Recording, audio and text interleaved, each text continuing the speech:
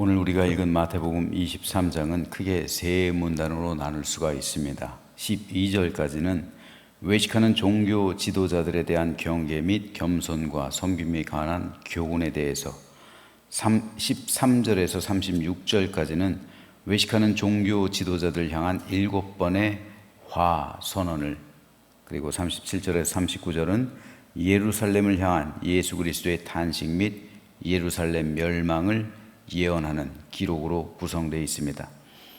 오늘은 이 가운데서 25절에서 28절 말씀에 대해서 살펴보겠습니다. 화 있을진저 외식하는 서기관들과 바리새인들이여, 잔과 대접의 겉은 깨끗이 하되 그 안에는 탐욕과 방탕으로 가득하게 하는도다. 눈먼 바리새인이여, 너는 먼저 안을 깨끗이 하라. 그리하면 겉도 깨끗하리라. 화 있을진저 외식하는 서기관들과 바리새인들이여, 회칠한 무덤 같으니 겉으로는 아름답게 보이나 그 안에는 죽은 사람의 뼈와 모든 더러운 것이 가득하도다.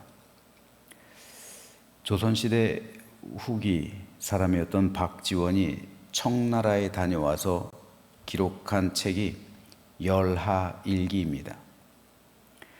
이 책에 보면 박지원이 청나라에서 겪은 일 가운데 재미있는 에피소드가 하나 기록되어 있는데, 박지원은 청나라에 가면서 조선의 청심환을 준비해 갔다고 합니다. 우리나라 우황청심환 굉장히 유명하죠.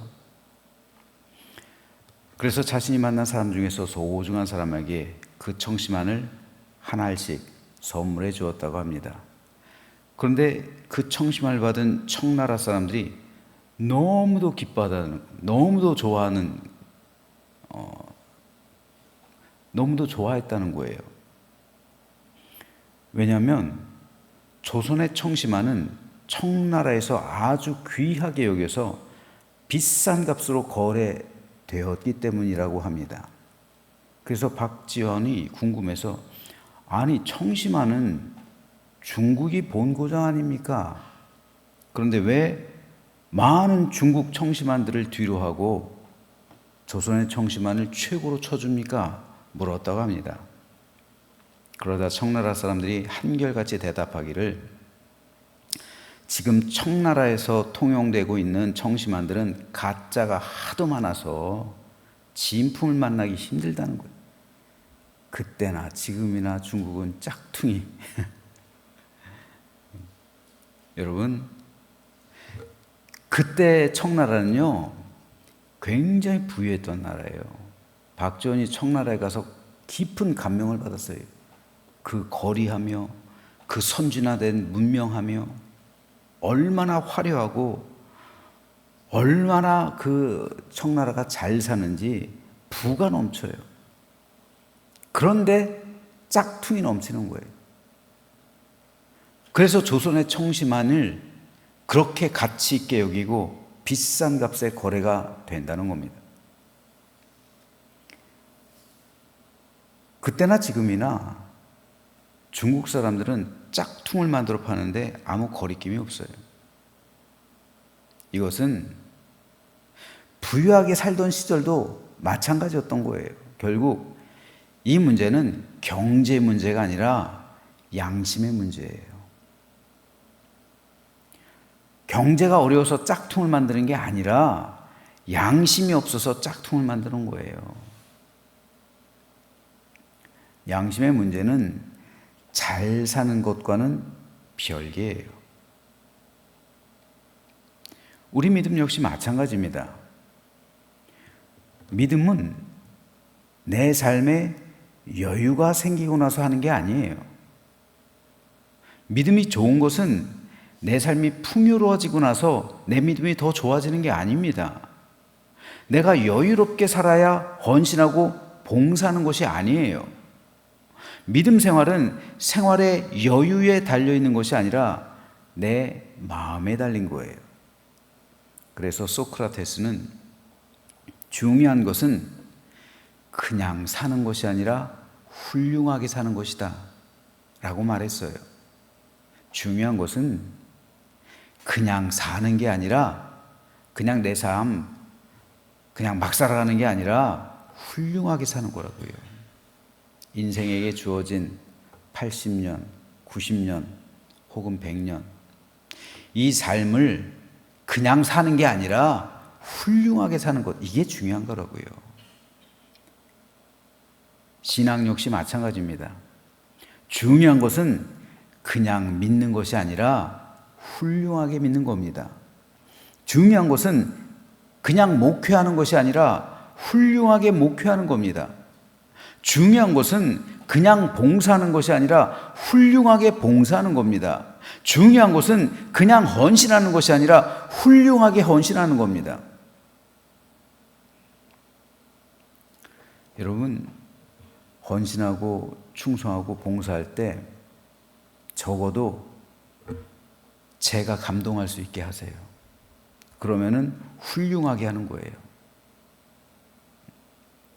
목사인 제가 여러분의 헌신과 충성과 봉사를 하는 것을 보고서 감동한다면 하나님도 감동하시는 거예요. 그럴 때 제가 마음속 깊은 곳에서부터 축복을 하잖아요. 그러면 하나님께서 그 기도를 들으시고 복을 내려주시는 거예요. 중요한 것은 그냥 신앙생활하는 게 아니라 훌륭하게 신앙생활하는 겁니다. 그런 사람을 볼 때 성도들은 감동하는 거예요. 저 역시 마찬가지예요. 저는 목회자로서 그냥 목회해서는 안 되고 훌륭하게 목회해야 되고요. 성도 여러분은 그냥 믿으면 안 되고 그냥 교회 다니면 안 됩니다. 저와 여러분 모두에게 중요한 것은 그냥 믿는 게 아니라 참되게 믿는 거예요. 그냥 사는 게 아니라 내 믿음에 합당하게 훌륭하게 살아가는 겁니다. 그냥 교회에 나오는 것이 아니라 진짜로 하나님께서 찾으시는 예배자가 되기 위해서 훌륭한 믿음의 사람이 되어서 교회에 와야 하는 겁니다. 오늘 본문에서 예수님께서 말씀하시는 것이 이거예요. 오늘 본문을 통해 주님은 서기관들과 바리새인들을 책망하시며 질책하시는데 그 이유는 그들의 믿음이 진짜가 아니었기 때문입니다. 즉 짝퉁이었단 말이에요. 믿음에도 짝퉁이 있단 말이에요. 예수님께서는 이걸 질책하시는 거예요. 그들의 믿음은 외식하는 것, 즉 위선적인 것이었습니다. 그래서 그들은 천국문을 사람들 앞에서 닫아버려요. 그래서 자기도 들어가지 않고 들어가는 사람들 못 들어가게 막아버립니다. 이게 주님의 말씀이에요. 교인 한 사람을 얻으면 배나 더 지옥 자식이 되게 할 정도로 거짓 믿음을 가진 사람들이 바리새인들 그리고 외식하는 서기관들의 믿음이었다는 말입니다. 그래서 주님은 그들을 향해 화 있을진저 외식하는 서기관들과 바리새인들이여 라고 말씀하십니다. 오늘 본문이 기록되어 있는 마태복음 23장에는 화 있을진저 라는 말이 무려 7번 반복돼서 나옵니다. 그만큼 주님은 그들에게 분노하셨던 거예요. 자기들만 천국까지 못하는 것 상관없는데 다른 사람들까지도 천국 가는 것을 방해하고 있기 때문입니다. 그리고 그 중심에 외식이라는 단어가 있어요. 우리말 성경에 외식이라는 단어는 모두 26번 기록되어 있는데 모두 신약에서만 기록되어 있어요. 그 가운데 바울이 3번, 베드로가 1번, 나머지 22번은 모두 예수님께서 사용하셨어요. 그런데 주님은 이 단어를 거의 대부분 서기관들과 바리새인들에게 사용하셨어요. 오늘 본문 마태복음 23장에서 예수님은 화 있을진저 라는 말을 7번 반복합니다. 그리고 서기관들과 바리새인들을 향하여 외식하는 자들이라는 말씀을 또다시 6번 반복하세요. 외식이란 말은 극장에서의 연기자를 가리키는 말이에요. 헬라어 원어로. 극장 무대 위에서 배우는 연기를 합니다. 즉 무대에서의 삶은 그 사람의 진짜 삶이 아니에요. 그는 대중들에게 연기하는 거예요. 그의 삶은 따로 있는 거예요. 그의 진짜 삶은 따로 있어요. 그의 진짜 삶은 무대를 내려가면서 시작되는 거잖아요. 무대 위에서가 아니라 무대에서 하는 행동은 다 연기입니다. 주님은 서기관들과 바리새인들이 신앙생활에 있어서 연기하며 산다고 말씀하시는 거예요. 따라서 외식이란 겉과 속이 다른 겁니다. 성전에서의 삶과 세상에서의 삶이 다른 것이고 남 앞에서의 행동과 가정에서의 행동이 다른 거예요. 남들에게는 믿음 좋은 척하지만 실제로는 자기도 믿지 못하는 것이 외식이고, 남들에게는 하나님의 말씀을 가르치지만 자기는 그렇게 살지 않는 게 외식입니다. 따라서 그들은 자기도 천국에 들어가지 못하고 남들도 천국에 들어가지 못하게 막아섭니다. 여기서 사람들이 천국에 들어가지 못하는 이유가 두 가지가 있어요. 첫째는 잘못된 지도자에게 잘못된 가르침을 받기 때문입니다. 이단에 빠진 사람들이 그래요. 순수하게 믿은 것 같지만 거짓된 가르침을 받고 그대로 살아간다면 그들은 속은 것이고 미혹된 것이에요. 그래서 그들은 천국에 들어갈 수 없어요. 둘째로, 이것이 더 중요한데, 정통교회에 속한 사람이라 할지라도 지도자의 외식을 보고 사람들은 마음의 상처를 받고 실족할 수 있어요. 즉, 지도자가 외식하는 모습을 바라보고서 믿음이 연약한 사람들은 시험에 빠질 수 있는 거예요. 그래서 실망하고 교회에 안 나오고 하나님을 믿지 않고 점점 더 멀어져 가게 된다는 거예요. 지도자 때문에.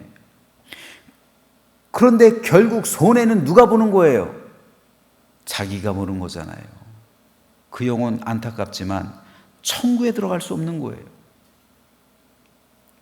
그러므로 교회에서 지도자의 위치에 있는 사람은 외식하지 말아야 합니다. 말과 행동이 일치해야 하고 믿음과 삶이 조화로워야 하고 가르친 그대로 살아가야만 합니다. 그렇지 않은 믿음은 사람을 살리는 믿음이 아니라 사람을 시험에 들게 하고 죽이는 믿음이 되는 거예요. 천국 문을 가로막게 되는 겁니다. 그러므로 그런 믿음은 사람에게 덕과 유익을 끼치는 믿음이 아니라 사람에게 해를 끼치는 믿음이고, 선한 믿음이 아니라 악한 믿음이 되는 거예요. 그 믿음은 좋은 열매가 아니라 나쁜 열매를 맺는 믿음이 됩니다. 그 믿음은 때묻지 않고 순수하고 깨끗한 믿음이 아니라 세상에 때묻고 정치적인 모략과 중상이 있는 더러운 믿음이에요. 그 믿음은 하나님께 속한 것이 아니라 마귀에게 속한 믿음입니다. 그 믿음은 삶과 믿음이 하나 된 믿음이 아니라 믿음과 행동이 분리된 위선적인 믿음입니다. 그러므로 그 믿음의 결국은 천국이 아니라 지옥이에요. 너희가 어떻게 지옥의 판결을 피하겠느냐? 예수님의 말씀이잖아요. 이것이 외식하는 믿음의 본질이에요. 그래서 오늘 본문에서 주님은 이렇게 말씀하시는 거잖아요. 와 있을진저 외식하는 서기관들과 바리새인들이요, 잔과 대접의 겉은 깨끗이 하되 그 안에는 탐욕과 방탕으로 가득하게 하는도다. 눈먼 바리새인이여, 너는 먼저 안을 깨끗이 하라. 그리하면 겉도 깨끗하리라. 화 있을진저 외식하는 서기관들과 바리새인들이여, 회칠한 무덤 같으니 겉으로는 아름답게 보이나 그 안에는 죽은 사람의 뼈와 모든 더러운 것이 가득하도다. 주님의 이 말씀은 오늘 이 시대에도 여전히 중요합니다. 강단에서 선포하는 목사의 설교와 그 삶이 다르다면, 또 성도들이 교회에서 남에게 보여주는 모습과 가정에서 삶이 일치하지 않는다면, 교회에서 생활하는 모습과 직장에서 살아가는 모습이 다르다면, 교회에서 사용하는 언어와 세상에서 사용하는 언어가 다르다면, 교회에서 보이는 행동과 세상에서 보여지는 행동이 다르다면 그게 바로 외식이에요. 그게 위선이고요. 그게 연극이에요. 그러므로 목사의 설교는 강단에서 내려갈 때 시작하는 것이고, 여러분의 삶의 예배는 저 문을 나가면서 시작하는 거예요. 한국 교회 위기가 바로 이겁니다. 그러므로 저는 목회자로서 제가 전하는 메시지와 제 삶을 일치시켜야만 합니다.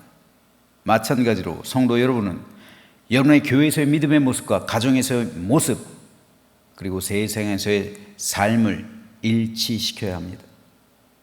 여러분의 말, 여러분의 행동, 여러분의 모든 것을 교회, 가정, 세상 다 일치시켜야 돼요. 우리 겉과 속을 일치시켜야 하며 우리 믿음과 삶을 일치시켜야 합니다. 그러므로 저는 이 시간 저와 여러분 그리고 우리 교회를 향해 말씀하시는 주님의 이 말씀을 오늘 아침 듣고 순수하고 맑고 깨끗한 믿음으로 주님만 바라보며 우리의 삶과 신앙을 일치시키는 거룩하고 복된 좋은 믿음이 되시기를 주님의 이름으로 축복합니다. 그래야 우리는 구원에 이를 수가 있는 거예요.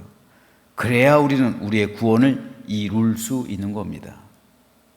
그래서 나도 천국에 들어가고 나의 손길을 통해서 다른 사람도 함께 손을 잡고 천국에 들어갈 수 있는 거예요. 내가 가는 곳이 지옥이면요, 내가 손잡은 사람 같이 지옥 가는 거예요. 그렇잖아요. 내가 천국 가면 내가 손잡은 사람 나와 함께 천국 가는 거예요. 그래서 주님께 칭찬받고 우리의 구원을 자랑하고 천국에서 우리 다 만나 뵙고 기쁨과 감사와 축복이 흘러넘치는 우리 영혼 되시기를 주님의 이름으로 간절히 축원합니다.